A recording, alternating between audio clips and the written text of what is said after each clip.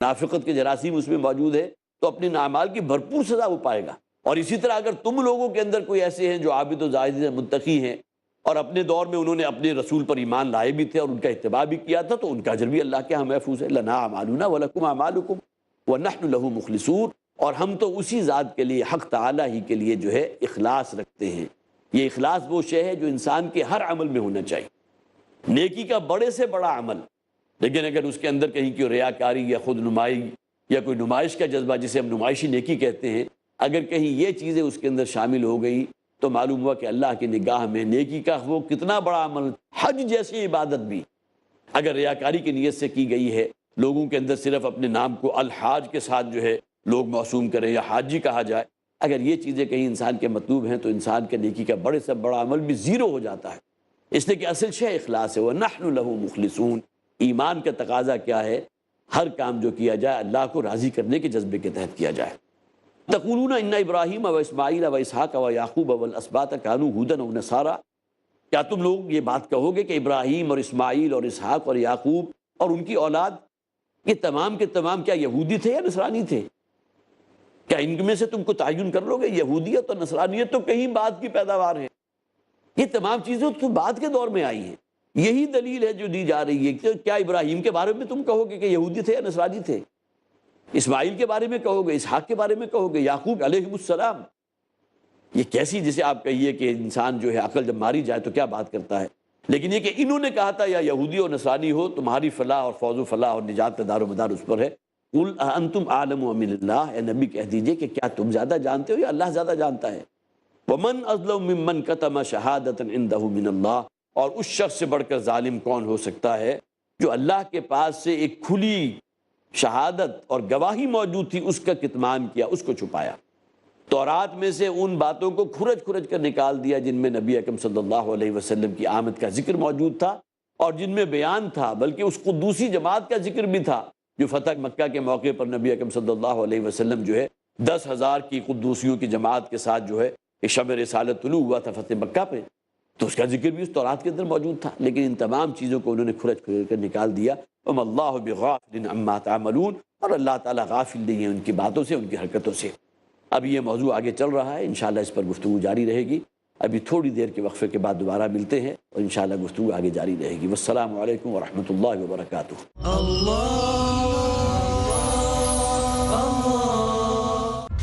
Fridays provide. In Britain, we are facing one big problem, that are you Muslim or British? The space to talk. In India, back home, they ask, are you a Muslim first or Indian first? And we Muslims should know how to reply, how to turn the tables over. The place to knock. Why Trinity cannot be regarded in that sense, Father, Son and Holy Spirit? The opportunity to ask. But even if we agree that what the Christians say, that he was crucified, so if Jesus Christ, peace be upon him, died for 3 days, who controlled the world? That means even God died? The freedom to unmask. So there are various ways which we can prove the argument to be wrong. Let's meet Dr. Zakir.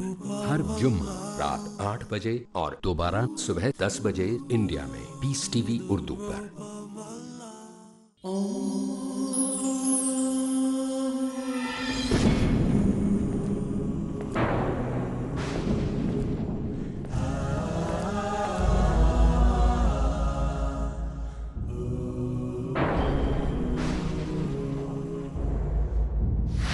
ہر لمحہ اسی کا ذکر ہو جو ہم سب کی فکر کرتا ہے۔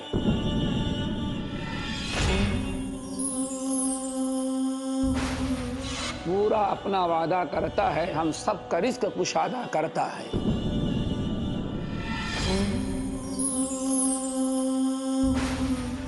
نیک اعمال کے بدلے ہمارے مال میں اضافہ کرتا ہے۔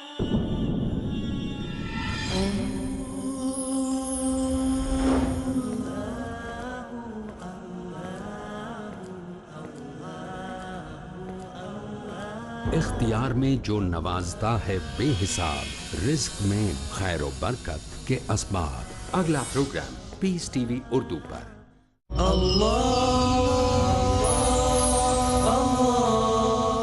السلام علیکم ورحمۃ اللہ وبرکاتہ۔ ابھی وقفے پہ جانے سے پہلے جو موضوع ہمارے زیر بحث تھا وہ حضرت ابراہیم اور حضرت اسماعیل، حضرت اسحاق اور حضرت یعقوب کا بیان تھا کہ کیا تم کہتے ہو ان کے بارے میں کہ ان میں سے فلاں فلاں یہودی تھا یا فلاں فلاں نصرانی تھا؟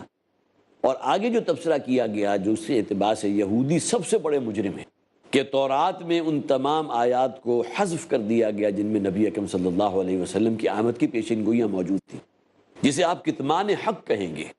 حق بات کو چھپا گئے یا اس کو تورات سے خارج کر دیا یا الفاظ میں ایسا رد و بدل کیا، ایسی تبدیلی کی کہ اصل مقصد، اصل غائد جو اس آیت کا تھا وہ تربوت ہو گیا۔ تو فرمایا گیا تھا وَمَنْ أَظْلَمُ مِمَّنْ كَتَمَ شَهَادَةً عِنْدَهُ مِنَ اللَّهِ، اس شخص سے بڑھ کر ظالم کون ہوگا؟ اس سے بڑا ظلم کیا ہوگا کہ کوئی شخص اللہ کی طرف سے کوئی گواہی موجود تھی اور اس کا جو ہے اس نے کتمان کیا، اس کو چھپا لیا۔ وَمَا اللَّهُ بِغَافِلٍ عَمَّا تَعْمَلُونَ، اور اللہ تعالیٰ غافل نہیں ہے تمہارے اعمال سے۔ تِلْكَ أُمَّةٌ قَدْ خَلَتْ لَهَا مَا كَسَبَتْ وَلَكُمْ مَا كَسَبْتُمْ، دیکھیں پھر دوبارہ وہی الفاظ آ گئے، وہ امت تھی کہ جو گزر چکی، تو تمہارے آباء و اجداد تھے، اپنے اپنے دور میں آئے، اپنی اپنی کمائی کی، رسولوں کے یا تو یہ کہ دست و بازو بنے ہیں نبیوں اور رسولوں کے، یا یہ کہ اس دعوت کو رد کر دیا، تمام اپنے اپنے انجام کو پہنچ گئے۔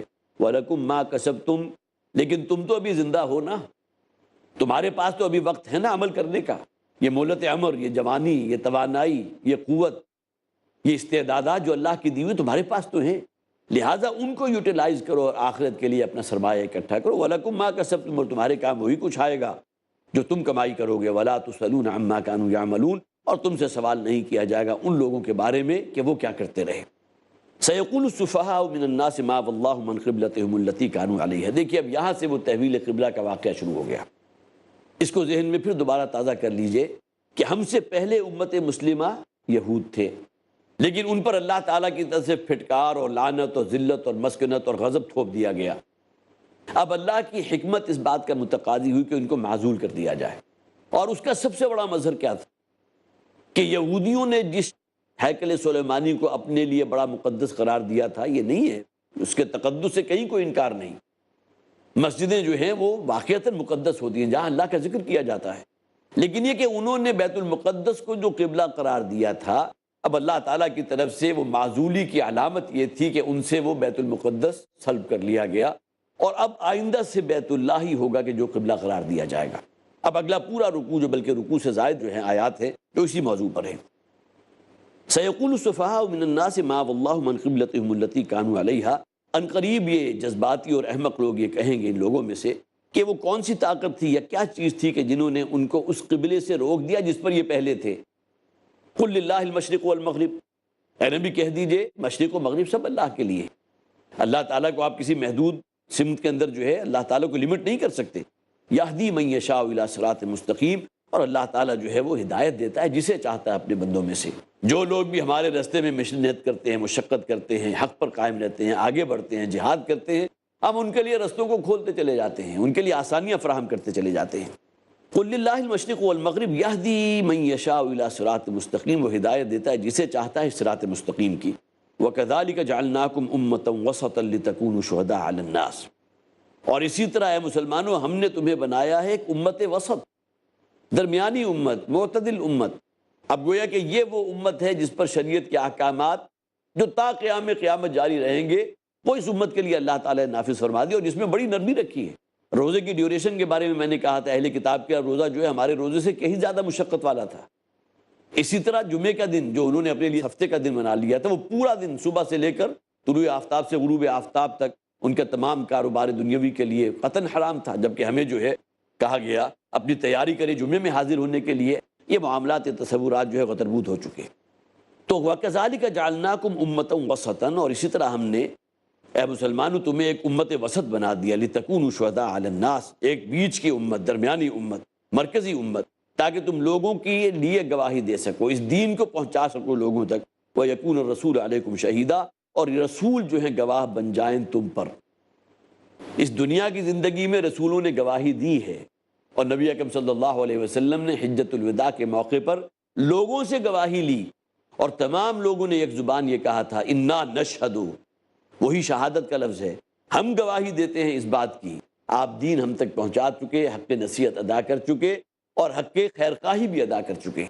اب یہ گواہی لینے کے بعد نبی اکرم صلی اللہ علیہ وسلم نے اپنی نگاہ مبارک آسمان کی طرف کی تھی، اللہم اشہد، اے پروردگار تو بھی گواہ رہے کہ یہ لوگ گواہی دے رہے ہیں اس بات کی کہ میں نے حق تبلیغ ادا کر دیا، تیرا پیغام، تیرا نظام دین اور نظام زندگی جو ہے میں نے ان لوگوں تک پہنچا دیا۔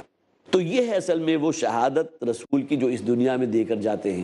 تو اس دن کیا بیتے گی، فَكَيْفَ إِذَا جِئْنَا مِن كُلِّ أُمَّةٍ بِشَهِيدٍ، اس دن کیا بیتے گی لوگوں پر جب ہم ہر امت میں سے ایک گواہ ان کا نبی اور رسول اس امت کے خلاف کریں گے، وَجِئْنَا بِكَ شَهِيدًا عَلَىٰ هَؤُلَاء، اور ان لوگوں کے خلاف، آپ کی قوم کے خلاف آپ کو بطور گواہ کھڑا کریں گے۔ گویا کہ یہ گواہی وہ ہوگی جو نبی اکرم صلی اللہ علیہ وسلم اپنی قوم کے خلاف دیں گے، جس طرح کہا گیا قرآن حکیم میں وقال الرسول یا قومی، جس دن کے رسول یہ کہیں گے یا ربی ان قومی اتخذوا هذا القرآن مہجورا، اے پروردگار میری قوم نے اس قرآن کے ساتھ اپنے تعلق کو منقطع کر دیا تھا۔ یہ مجرم ہے اس اعتبار سے، یہ گواہی ہمارے حق میں نہیں، ہمارے خلاف جا رہی ہے۔ ہم قرآن کو مانتے ہیں، تسلیم کرتے ہیں، لیکن اس کو اپنے لیے مشعل راہ بنانے کو تیار نہیں، نہ اس کو پڑھنے کو تیار ہیں، نہ اس کو سمجھنے کو تیار ہیں، نہ اس پر غور و فکر کرنے کو تیار ہیں، نہ اس پر عمل کرنے کو تیار ہیں۔ کسی مسلمان تک بھی قرآن حکیم کی اگر ایک آیت بھی پہنچتی ہے تو اسے چاہیے کہ اس آیت کو آگے بیان کرے تاکہ شمع سے شمع روشن ہو، یہ بات دوسروں تک پہنچے۔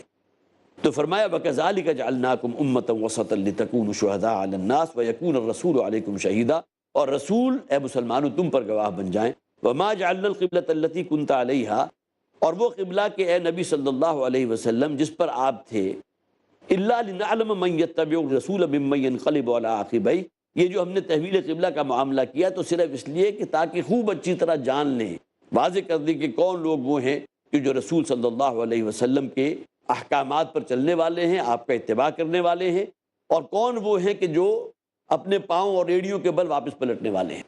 واقعہ یہ ہے کہ مسلمانوں کے لیے ایک بہت بڑا امتحان بن گیا تھا، اس لیے کہ جب نبی اکرم صلی اللہ علیہ وسلم ہجرت فرما کے مدینہ تشریف لائے تو تقریباً 10-12 ماہ ایسے گزرے ہیں کہ حضور صلی اللہ علیہ وسلم نے مدینہ میں جو نمازیں ادا کی تو بیت المقدس کی طرف رخ کر کے، آگے آ جائے گا پوری تفصیل کے ساتھ، قد نرا تقلب وجهک فی السماء، اے نبی ہم آپ کے چہرے کا بار بار آسمان کی طرف اٹھنا دیکھتے رہے ہیں، اس انتظار میں کہ کب اللہ کی طرف سے وحی آئے، کب حکم آئے۔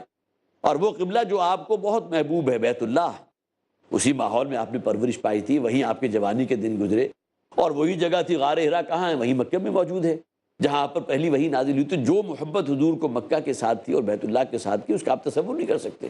تو فرمایا گیا کہ وہ قبلہ جو آپ کو بڑا محبوب ہے، جس سے آپ کی محبت حد سے زیادہ ہے، اب ہم اسی قبلے کو آپ کے لیے بطور قبلہ مقرر کر رہے ہیں، اور وہ جو اس سے پہلے تھا اس کا وہ حکم جو ہے منسوخ ہو چکا۔ فَوَلِّ وَجْهَكَ شَطْرَ الْمَسْجِدِ الْحَرَامِ، تو اب آپ اپنے چہرے کو جو ہے مسجد حرام کی طرف پھیر لیں۔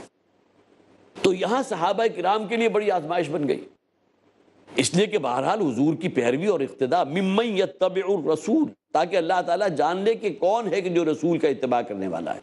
اس میں ممکن ہے لوگوں کے دلوں کے اندر، صحابہ کرام کے دلوں میں بھی جذبات ہوں، یہ تو ہم یہودیوں کے قبلے کی پیروی کر رہے ہیں، یہودی سمجھے، اور یہودی بڑے مطمئن ہو گئے کہ یہ کوئی جسے آپ کے یہ انوکھی قوم نہیں ہے، بلکہ یہ ہماری ہی پیروی کرنے والے ہیں، ہمارے قبلے کی طرف رخ کر کے نماز ادا کرتے ہیں۔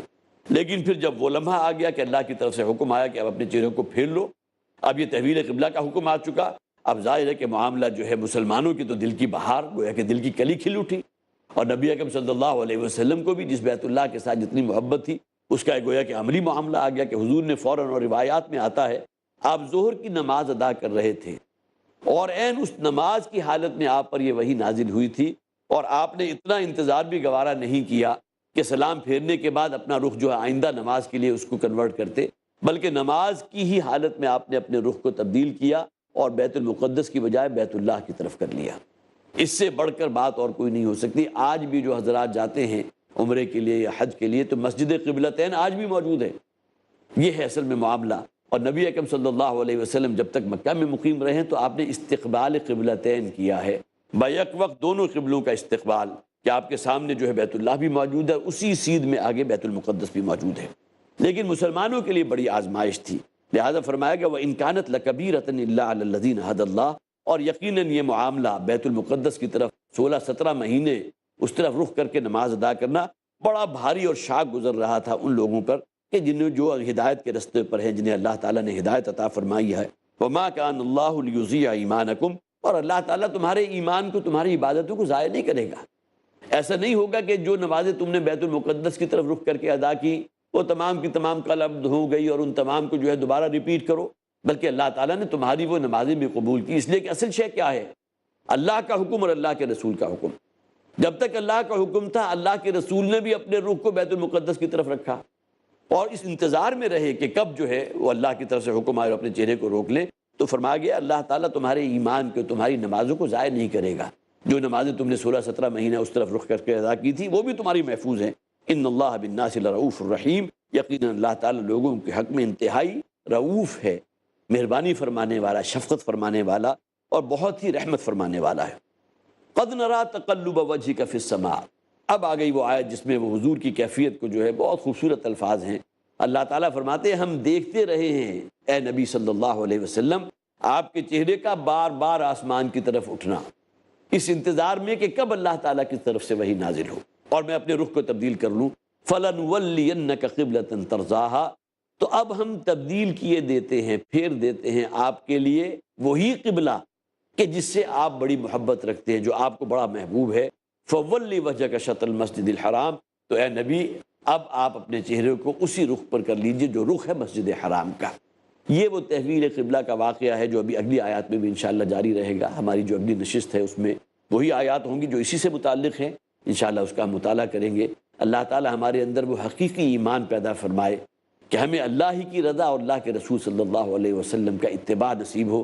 بارک اللہ لی ولکم فی القرآن العظیم ونفعنی وإیاکم بالآیات والذکر الحکیم. اللہ اللہ